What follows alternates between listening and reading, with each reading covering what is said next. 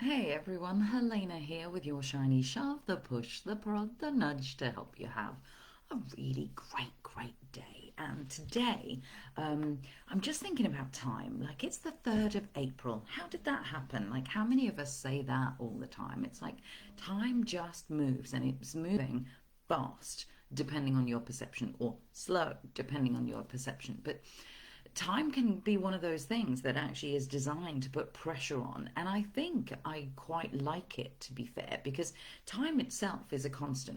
Yes, it's a construct, let's not go there. But time is the constant by which we tend to evaluate our experiences.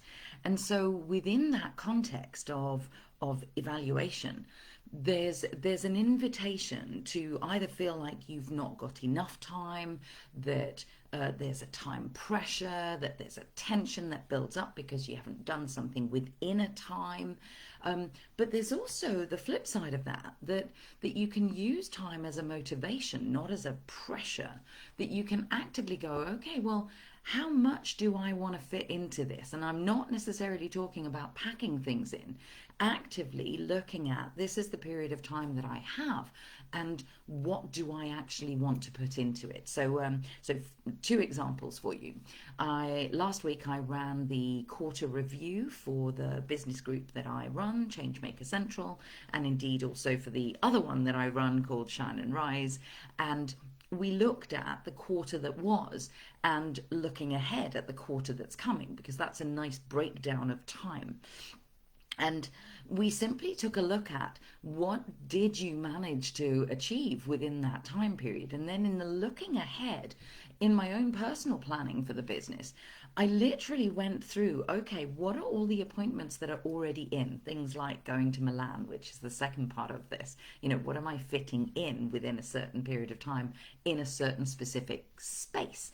And that's the invitation to you as well. But I looked at the 13 weeks that are coming ahead and actively worked out that beyond the appointments and the regular things that I'm actually committed to doing, because that's already in the diary and they've been decided on, or they are regular things that happen.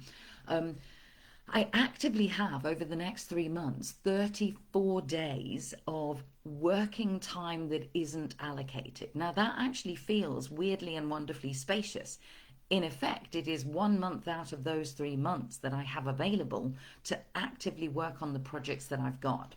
When you start to look at time in that sort of manner, in that context, you can then go, okay, well, what's it really possible? Because now you're in charge of time. Now you can choose to make it, to do the commitments that you're doing without putting the pressure on, but actually using it as a motivation around, okay, well, how much can I get done in those 33 days? So today I'm offering you that perspective of how you fill your time is how you experience the time that you actively have.